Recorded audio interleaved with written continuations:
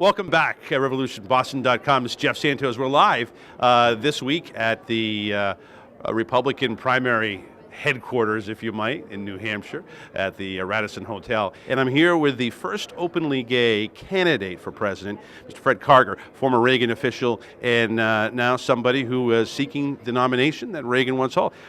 Thank you. Great to have you on. Let me ask you, how difficult was it to make a decision to start as the first openly gay candidate to announce? How was that process?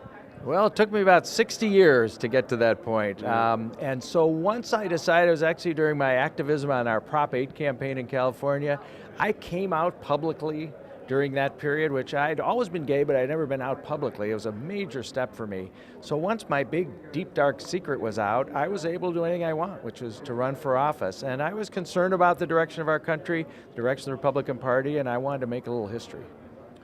You are running at a time when the Republican Party has people like Rick Santorum and Governor Rick Perry, who were not only dissatisfied with the idea of gay marriage, but really find it a affront to them personally, religiously. How do you comment to them? And most Americans now are, particularly those I say under 40, like, who cares?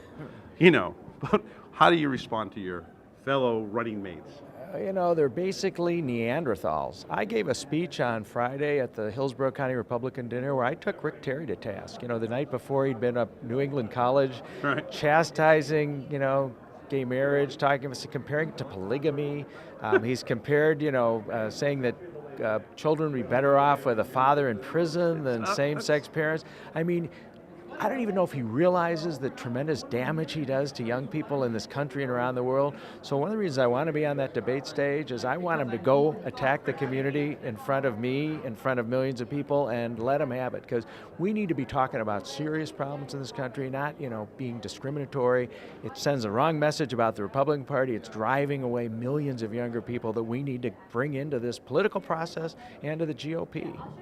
They always talk about Ronald Reagan, but you served in his administration, and you talked about how he had people who were gay, whether they were openly gay or not, in his administration. And of course, Republicans are gay, just like Democrats, just like Greens, just like everybody else, right? But people don't realize that he was open to them and as a California governor. And this is their hero. Oh yeah, Ronald Reagan very courageously in 1978, before it became too popular, we had what was called the Briggs Initiative by a Republican state senator that would ban all gay teachers in the school systems in California. And it was right on the heels of Anita Bryant's victories in Florida, and it was a very scary time. It was ahead, of course, 2-1 in the polls, and Reagan courageously, 2 years before he was running for governor as a Republican, of course, came out against that, and that flipped the polls from 2-1 in support to 2-1 in opposition. So, I'm very grateful for that. I know he didn't do such a great job as president, particularly on the AIDS issue. It was shameful, but as a civil rights leader, he did the right thing, and I guarantee you he would be a major advocate of gay marriage today. Well, I find that, and I think this is very true, that, demographically, people across the country, from California to New York to Massachusetts to New Hampshire here, they support this. It was on a referendum in New Hampshire. They supported it. Do you sense that we're now talking about not only an older wing of the Republican Party, but unfortunately a white male landowner part of the Republican, because we just ran into Michael Steele, who obviously worked with you and understands this, African American. It just seems that we're, as we both said, the Neanderthal elements here, but it's not a very big one. Loud, yes, but not very big. Well, it's very short-sighted too. We're getting some progress, as I say. even in the best of families, look at the Cheney family, even Liz Cheney, who I think is more conservative than her husband, they happen to have a lesbian daughter who's partnered with 2 grandchildren, and they welcome that, and there's, support gay marriage.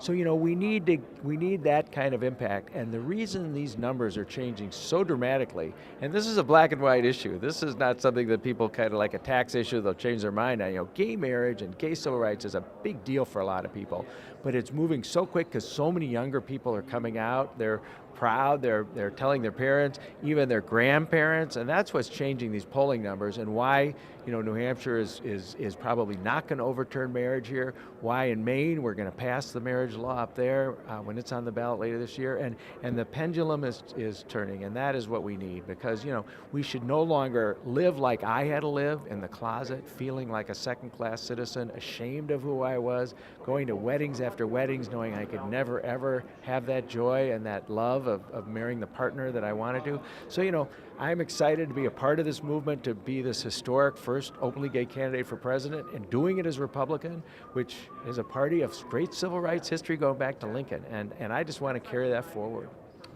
Final question. Barney Frank, openly gay member of Congress, now leaving Congress. Tammy Baldwin, another openly member gay, running for Senate. When you think of both of them, particularly Representative Frank, who has kind of forged ahead on this issue, what do they mean to the 20-something, to the tween, who may be themselves still confused, still looking to come out, that they made it in an atmosphere that was very tough?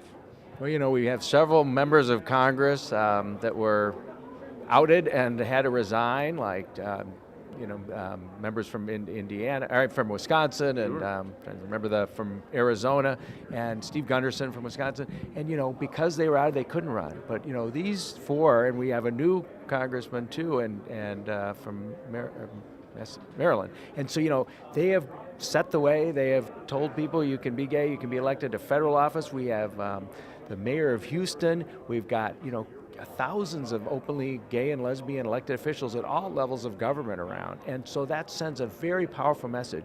When I was 32 years old, working in Republican politics in California, a man ran for city council and became mayor of Laguna Beach, California, which is my hometown now. Unheard of in 1982 as an openly gay man, a professor from University of California, Irvine, Bob Gentry. And I used to quiver when I would read the newspaper that was possible. Not that long ago, 30 years ago, but he led the way. He was there for 12 years, and he was not quiet about it either. He did all kinds of wonderful things. I've gotten to know him. Very liberal Democrat, very supportive of what I'm doing, but he made my life so much better. That's the message I want to send to younger people, and that Tammy Baldwin, by running for United States Senate, sends to people. Jared Polis, the congressman from Colorado, and Barney Frank has done such a great job of. I mean, he opened a lot of doors for me, and that's what we need to do. We need to be, proud of who we are and get on to other issues, and then it will become a non-issue. But the reason I'm doing this, I want to send a message to younger people. You're great, you're fine, you can do anything you want in life, you can even run for president, and I think that's an important message to resonate. Fred Karger, candidate for president, first openly gay candidate for president. Thank you, sir. Hey, thank you very much. This has been great. No, thank you. I appreciate it so much.